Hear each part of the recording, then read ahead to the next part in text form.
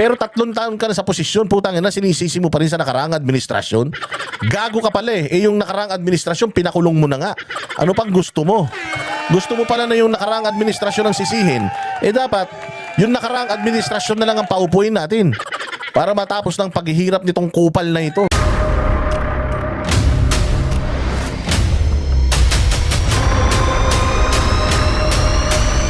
Bago tayo mag-umpisa, baka pwede nyong i-like ang video na to. Malaking bagay ang like sa aming mga content creators. Maraming salamat po.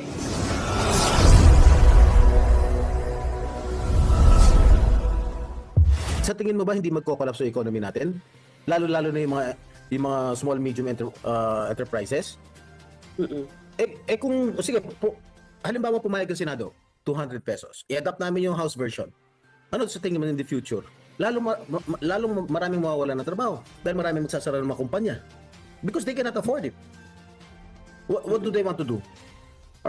They want our economy to collapse? Mag-isip muna sila bago sila.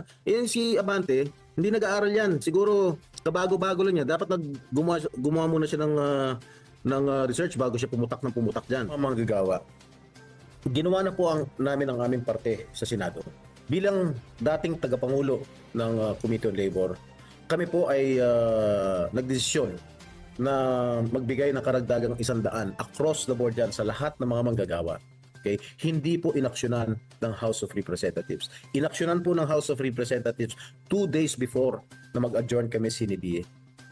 So ibig sabihin, walang tawag dito, wala silang balak na talagang aprubahan itong o i-adapt yung aming Senate version. Ibig sabihin, nagpapapogi lang itong mga ito. Kita mo, sa tuwing bumabaha, putang ina, hindi niya alam kung anong gagawin niya. Ang sinasabi niya, hintayin humupa. Akala ko ba ipunin mo tapos hihintayin mong humupa? Tanga ka talaga. Meron na naman siyang bagong sinabi dyan sa San Juanico Bridge. Sinabi niya dyan sa San Juanico Bridge, parang sinisisi na naman niya itong si Pangulong Duterte na hindi daw na-maintain for the last 3 years yung tulay na yan. Abay putang ina nyo pala, si Richard Gutierrez na ang nagsabi taon-taon hinihingi ng DPWH yung rehabilitation budget ng tulay na yan. Putang ina ng pinsan mo, hindi niya binibigay. O tapos ngayon si Duterte may kasalanan. Tanga ka ba? Nakita mo ba kung gaano karaming tulay at kalsadang pinagawa ni Duterte nung panahon niya may pandemic pa? Tarantado ka? Bobo ka talaga, bongbong. O nuknukan ka ng tanga. Magrereklamo ka sa gobyerno, gobyerno mo yung may kasalanan. O let's say for example, for the past 3 years, hindi yan nagawa. O may pandemic. O sige, hindi naman nadadaanan yan ng pandemic eh. Pero 3 taon ka na sa posisyon, putang ina, sinisisi mo pa rin sa nakaraang administrasyon. Gago ka pala eh. Yung nakaraang administrasyon, pinakulong mo na nga. Ano pang gusto mo?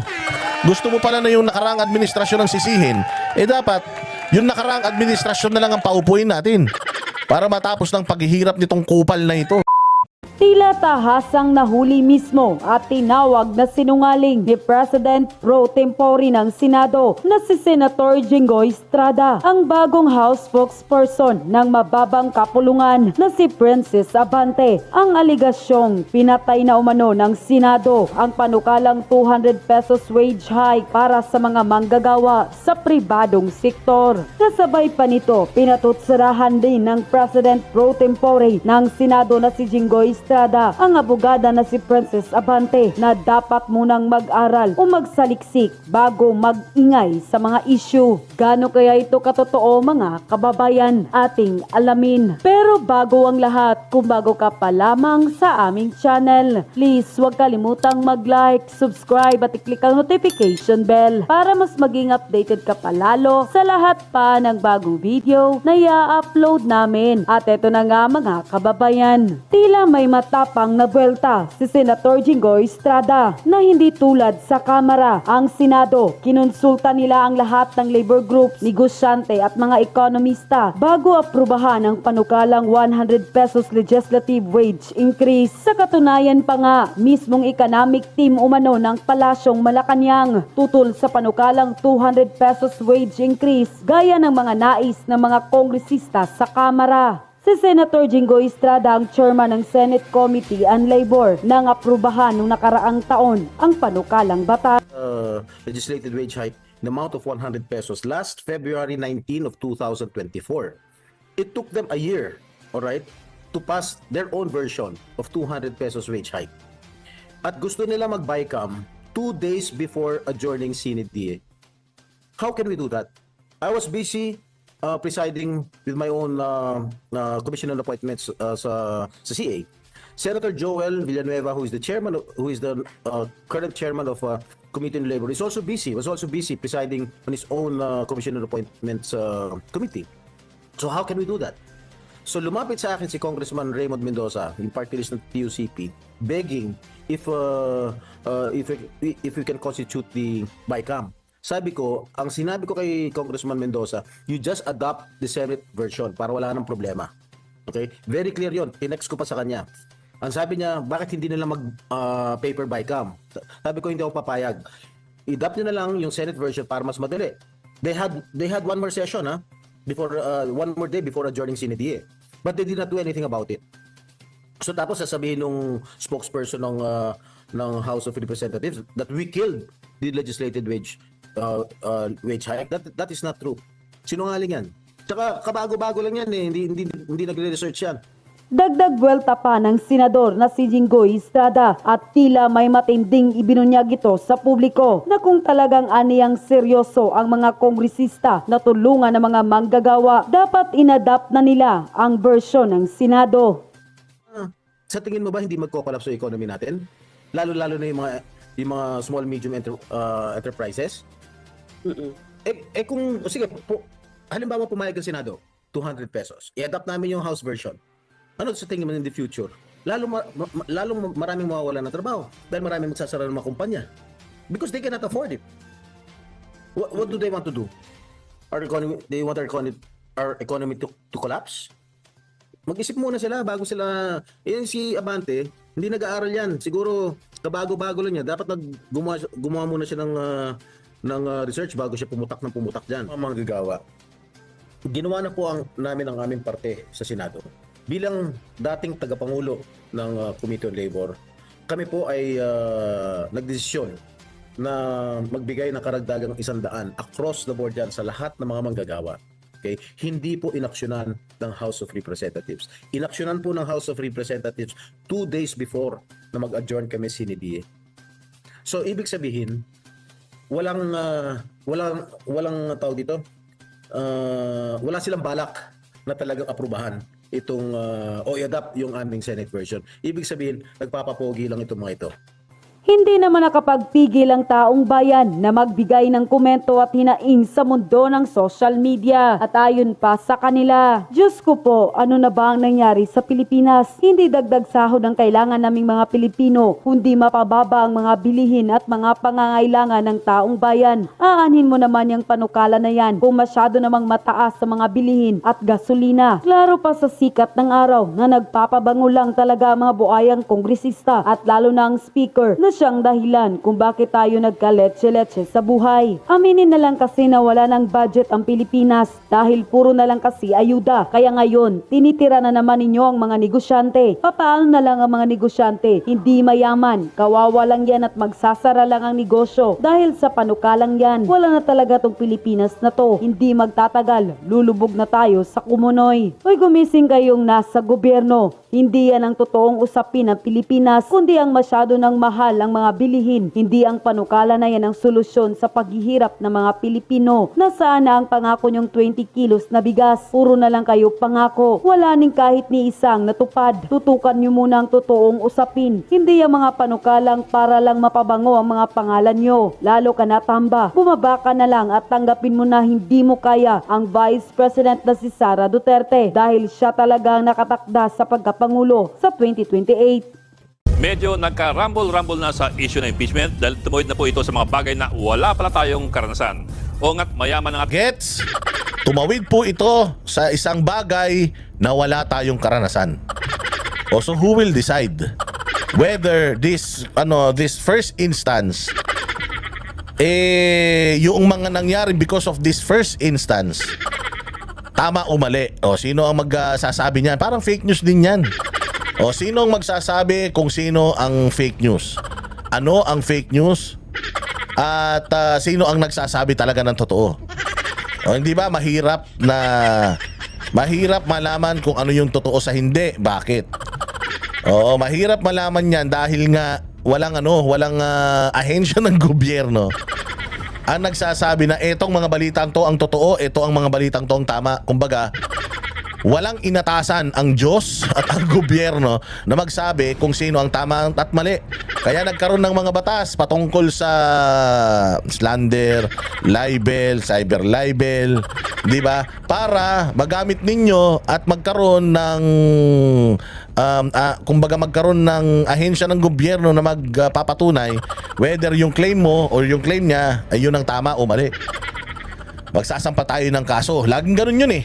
O, syempre ako bilang agrabyado, sasabihin ko na agrabyado ko. Yung namang umagrabyado sa'yo, sasabihin niya siya agrabyado. Siya yung biktima. So lahat tayo biktima. So sino ngayon na magdi-distinguish? Sino ngayon na magdi-decide kung sino sa atin dalawa ang nagsasabi ng totoo? O hindi ba korte? O laging ganun. So dito rin, since ito yung kauna-unahan, sino magsasabi ngayon kung tama ba itong ginawa ng Kongreso o hindi? Kasi sa mga Duterte supporters, itong ginawa ng Senado victory for them. Pero dito naman sa mga anti-Duterte, itong ginawa ng Senado parang kahindik-hindik na sa kanila. Tinan mo yung diferensya, makikita mo yung diferensya ng mga tao dito sa Pilipinas. O diretso natin to. Karanasan sa mga impeachments sa loob lamang ng higit Yan pala, yung kay Mercedita Gutierrez, kay Erap at saka kay Renato Corona. So, tatlo pa lang sa history ng Pilipinas, ilan siglo na tayo. Tatlo pa lang yung na-impeach at magkakaiba pa ng posisyon. O hindi ba dahil yung pang-apat na magkakaroon ng impeachment case, yun yung kay VP Sara, which is Vice President, i-impeach mo. Di ba? isang dekada, Tatalunan pa nga kung halimbawa ang Vice President impeach, sinong papalit sa Vice President isang Pangulo, isang Chief Justice at isang Ombudsman. Pero ngayon lamang sa impeachment ni VP Sara Duterte, makakaranas tayo ng impeachment na tatawid ng eleksyon at ng dalawang magkaibang kongreso, ang 19th and 20th Congress. Magbabago ang ilan sa mga hurado. At ngayon lamang din tayo makakaranas ng impeachment court na ibinalik ang reklamo sa kongreso. Pwede pala yun. Actually, pinag-aawayan pa kung pwede nga yun. Dahil sabi nga nila, pagdating sa impeachment, sui generis. Unique po siya. Maraming bagay sa kanya na wala ang kahalintulad. At dahil po dyan, maraming mga bagay na ngayon pa lamang masusubukan at hindi po natin alam kung paano ito magtatapos. Halimbawa, ang amended motion ni Senator Judge Bato de la Rosa na ibalik ang Articles of Impeachment doon po sa Kongreso. Wala pong provision sa konstitusyon tungkol sa pagbabalik. Diba? Walang provision sa konstitusyon. Tama o mali? Sabi nung iba, mali yan. Wala nga sa konstitusyon pero ang Senado po ay meron po silang kapangyarihan na gumawa ng sarili nilang rules. Hindi lang po kasi isang tao ang kumbaga, hindi lang po isang tao ang Senado. Ang Senado po 24 sila. So when they make a motion or when they make a decision, it has to be voted. Ipinagbotohan. Itong motion na ito pinagbotohan ng itinalaga ng batas na legal na gumawa ng mga rules. Hindi ba? Mayroong mandato ang Senado na gumawa ng sarili nilang rules. Kaya nga madami sila diyan Meron silang pag-uusapan, and then yung pag-uusapan nila will come up into whatever, and then that whatever pagbobotohan yan. Majority wins. Ngayon kapag pinagbotohan yan at lahat naman ng mga ng mga senador na ito ay legal at sumumpa na gagawin nila, ipagsusunod sila sa batas, gagawin nila ang mandato ng tao. So yung yung kanilang panunumpaan na yun ay magsisilbing batas. So illegal ba yun o hindi? Legal yun. Nasa kapangyarihan nila yun hindi ba whether it is constitutional or not, sino ang magsasabi? Supreme Court. Supreme Court. Hindi Congress, hindi si Chel Jokno, hindi si Leila de Lima. Sino ba yung mga putang ina niyan? Hindi yung mga makakaliwa na si Renato Reyes na pagkahaba-haba ng baba. Hindi hindi yung Bayan Muna, hindi yung Akbayad, hindi yung ACT Teachers Party List ang magsasabi whether itong ginawa ng Senado ay constitutional or not. Putang ina nyo, gusto nyong sumunod tayo sa konstitusyon. Ang sinabi ng konstitusyon, isang reklamo ng impeachment, 1 taon. Kung hindi ba kayo mga bobo, 3 impeachment complaint ang ipinasa ng mga kupal na mga makabayad black. 3. So sumunod ba kayo sa batas o hindi? Ang usapan, kung batas ang pagbabasihan, hindi ako eksperto pero ito ang naririnig natin, sinasabi ko lang, na kapag ikaw ay merong impeachment complaint, dapat yan tatanggapin ng secretariat yan at dadalhin sa Speaker of the House. And then, magdi-decide po ang Speaker of the House kung itatakil ito ng plenaryo nila o hindi. Kung hindi, dapat may rason kung bakit. Kung itatakil ito, dapat ang magiging botohan is impeached or not impeached. Ganun lang yun eh. Anong ginawa ng putang inang Congress sa tatlong Sa tatlong impeachment complaint na yan? Anong ginawa nila? Hindi nga nila pinag-isa eh. May dumagdag pa pang-apat ang nagdemanda or ang nagpasa ng impeachment complaint sa Kamara, yung mga pare. Pang-apat. Ano nangyari dun sa tatlo? Akala ko ba isang impeachment complaint 1 taon? Hindi ba palpak yun? Hindi nyo nga masagot-sagot yun eh. Hindi nyo pa nga dinideny yung sinabi ni Toby Chanco na nagkabayaran para pirmahan niyang articles of impeachment na yan eh. Hindi ba hindi nyo sinasagot yung dalawa na yun? Putang ina nyo. Nagpamisa pa kayo. Mamaya puntahan natin yan. Pero tuloy natin to. Ng articles of impeachment sa Kongreso. Wala rin banggit nito sa rules of impeachment ng Kongreso o ng Senado. Pwede bang gawin ito? Well, ginawa na nga po ng Senado. Ang tanong kung ito ba ay pinapayagan. Pero sino magsasabi kung ito ay papayagan? Ang Korte Suprema ba? May ilang desisyon na po ang Korte Suprema sa nakaramang impeachments pero wala pa tungkol sa isyong ito mismo. Wala pa. So kailangan dalin lahat ng mga nakikita nating irregularities dito sa Korte Suprema. Now, yung kampo ni VP Sara nag-file na at marami pa kami. Kasama kami sa mga nag-file ng TRO diyan sa impeachment ni VP Sara dahil nga hindi sila sumunod doon sa batas at politika lang ito. Nagsampa si Atty. Torion, kami yung isa sa mga tawag din petitioners. Tapos meron pa siyang panibagong isinama doon sa una ng TRO. Yung additional na information documentation tungkol doon sa una naming isinampa. Ang VP Sara nagsampa rin ng sarili niya. So meron ng dalawa. Hindi pa sumasagot ang Supreme Court. At walang ibang may kapangyarihan, walang ibang may karapatan na magsabi at mag-interpret ng batas kundi ang Supreme Court. Sila po ang kataas-taasan hukuman. Wala na pong mas tataas sa kanila. So dapat talaga kung ano man yung nakikita natin ditong mali, kung ang Congress nakikita mali ang ginawa ng Senate, dapat iakyat ng Congress yan sa Supreme Court. Pero bakit hindi nila ginagawa? Di ba? Kasi nga masyadong matagal 'yan. Kailangan na nilang masiraan si Inday Sara ngayon pa lang. Wala naman talagang accountability dito. Kaya nga tama yung sinasabi ni Amy Marcos na anong accountability, mga ulul kayo? Ang sinasabi ninyo, wala naman nakukulong dito sa putangin ng impeachment proceeding na ito. Napapatalsik lang. So asa na accountability dun? Kung accountability ang hinahanap mo, dapat may kulong. Kung ikaw ay lumabag sa batas, dapat makulong ka. Ganun ang accountability. Ang daming isinampang kaso kay VP Sara ng Department of Justice at ng kung sino-sinong individual. Nandoon ang accountability. Kasi kapag natalo si VP Sara sa mga kaso na yan, pwede siyang makulong. So ayun ang accountability. Pero dito sa Senate, dito sa impeachment na ito, walang accountability to. Kasi tingnan mo, kapag ikaw ay na-impeach, ano lang ang magiging sentensya mo? Matatanggal ka sa posisyon. Ano yung posisyon mo? Political. Pangalawa, perpetual disqualification sa lahat ng posisyon sa gobyerno. Ano yung gobyerno? Politika. So, ibig sabihin, yung impeachment, politika lang. Asa ng accountability dyan? Napipigilan nyo lang yung pinai-impeach ninyo na makatakbo sa susunod na eleksyon. Di ang ibig sabihin, politika yan. So, nasan yung accountability sa politika kung talagang naghahanap tayo ng accountability? Silya Electrica sa lahat ng mga kawatan sa Pilipinas. Yan nga ang pinanunukala ni Pastor Apollo Kibuloy na zero corruption, dapat ibitayin lahat ng mga magnanakaw. Kay maliit, kay malaki, pag nagnakaw, pera ng gobyerno ginasta. Dapat, dinidedo yan.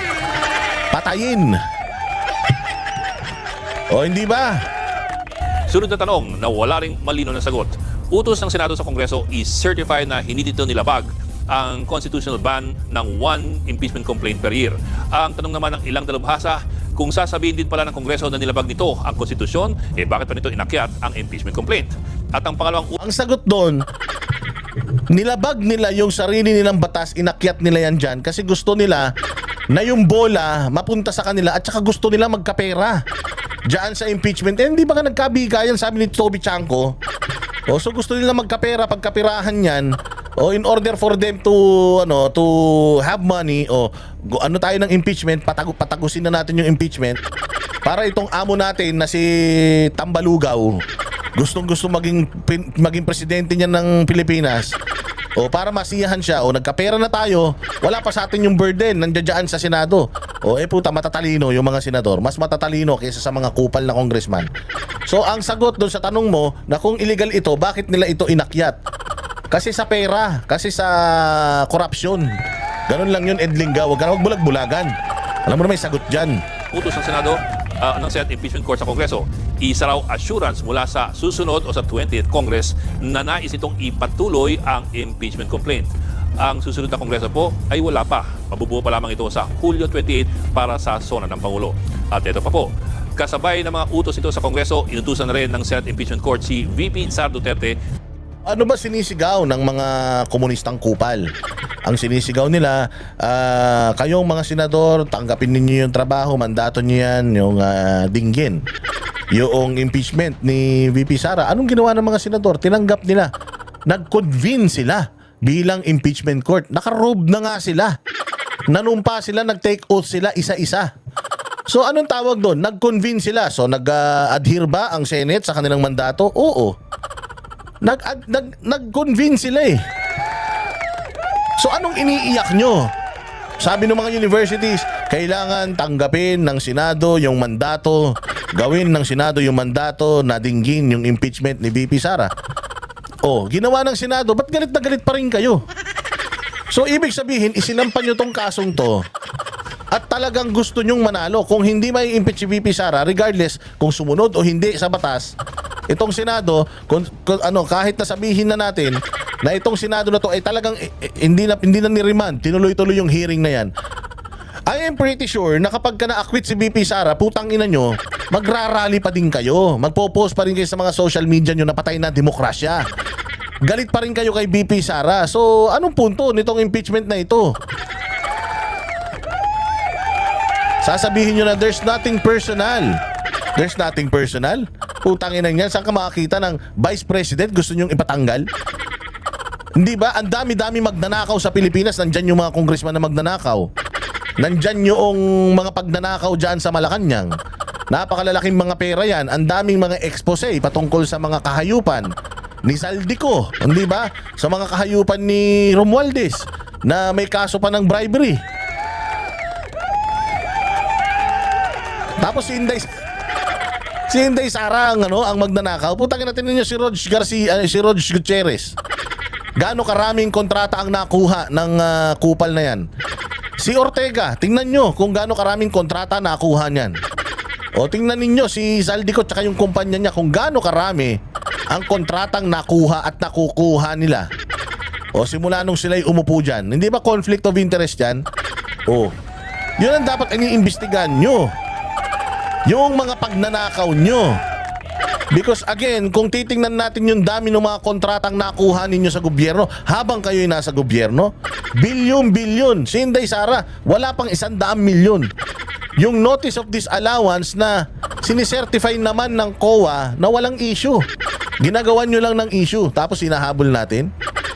So whether ito si VP Sara ma-impeach o hindi, kahit ma-acquit siya dyan sa Senate at mapatunayan niya na wala siyang masamang ginawa, masama pa rin siya sa paningin nyo. So what is the whole point of this impeachment? Kung gusto nyo lang masunod yung gusto nyo. Ang problemang malaki kasi, ganito. Ang problemang malaki, si VP Sara, ang nasa likod niya, mamamayang Pilipino. Buong sambayan ng Pilipinas. Kayo, ang mga nasa likod nyo, alam nyo kung sino? Bukod sa mga komunista, yung pera. Nasa inyo ang kapangyarihan. Pero hindi nyo naiintindihan na ang demokrasya, ang kapangyarihan niyan, tao, hindi pera. So, kung kakampi ni VP Sara ang demokrasya at nasa likod ni VP Sara, nagrarally sa likod niya lahat ng mga Pilipino, hindi siya magkakamali. At ma-expose yung kahayupan nyo dahil mga kawatan kayo lahat. Na magbigay ng sagot sa mga kasong kanyang kinakaharap sa loob lamang ng 10 araw, 10 days deadline. Matapos niyan, ang mga House Prosecutors naman ang bibigyan ng Senate Impeachment Court ng 5 araw para sagutin ang sagot ni VP Sara. Yun lang, pinasasagot na sa Vice Presidente ang mga alegasyon na pinabalik naman ng Senate Impeachment Court doon sa Kongreso. Lahat po yan, ilan lamang sa mga bagong isyong kinakaharap ng Senate Impeachment Court at ng taong bayan. Iba't iba ang mga sagot, depende po kung sino ang iyong tatanungin. Yun, iba't iba ang sagot, depende kung sino yung tatanungin mo.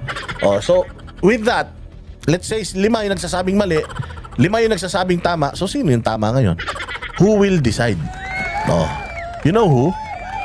Aside from Supreme Court, taong bayan ang magde-decide kung ano yung tama para sa kanila. And sila ang nakakaramdam kung ano talaga yung merong direktang epekto sa kanila. Imagine, if VP Sara will get impeached, wala tayong kandidatong matino sa 2028. Anong mangyayari sa Pilipinas? Wala nga nangyari sa Pilipinas nitong 3 taong huli. Tingnan mo gaano kagunggong si Bongbong Marcos na iipunin yung baha.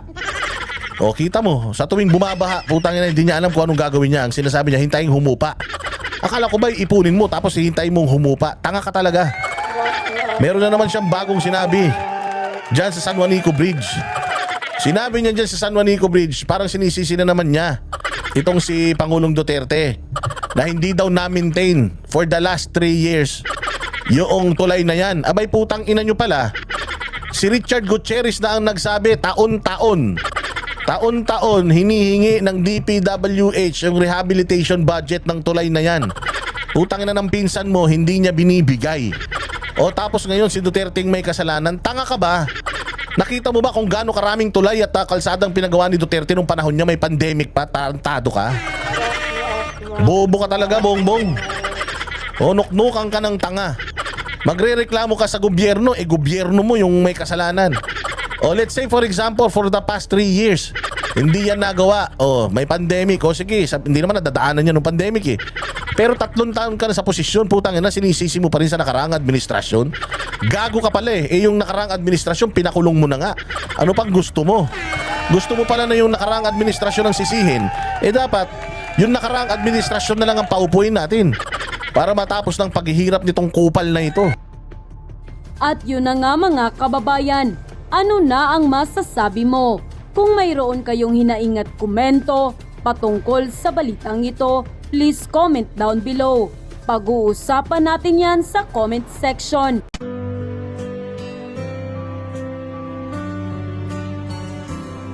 Ang bulong ay kumalat na, isa ang nais nila, isigaw ang nadarama. Pilipinas muling magsama-sama. Pilipinas, Duterte pa rin ang tunay na nagmamahal sa atin. Laban niya ay laban natin. Pilipinas, Duterte pa rin.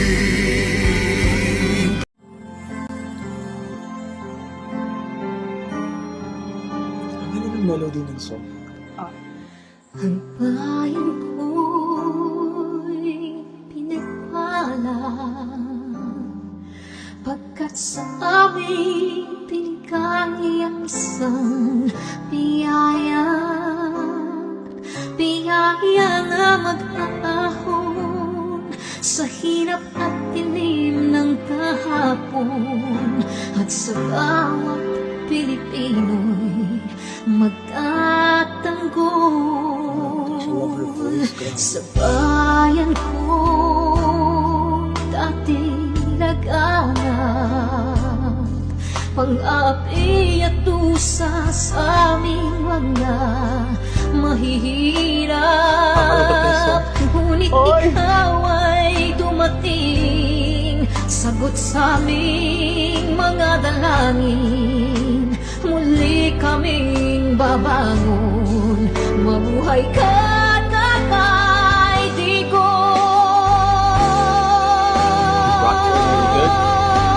Ama, maraming salamat.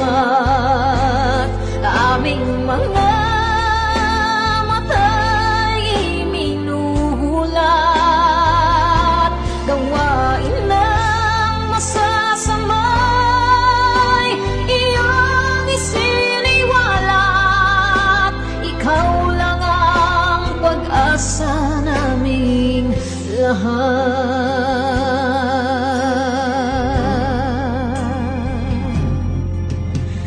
Very Bayan ko, Binamatay niya ako, umiiyak ako. Pilipinas, muling makikilala at itataas. Katahimika'y maghahari, sa ating puso'y mamamayani. Mga ngiti sa labi, di mapapawi.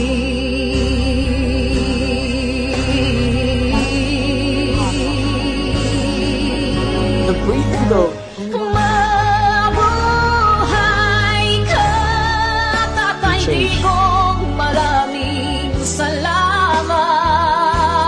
Ang malasakit sa Pilipino ay walang kasing tapat. Ika'y paglalaban ng iyong mga anak.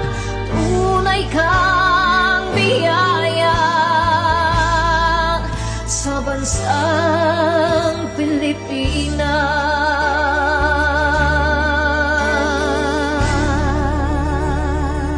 Haba. Gosh. Irene Oikaw. Mabuti pa ang sardinas may label. Eh tayo, wala.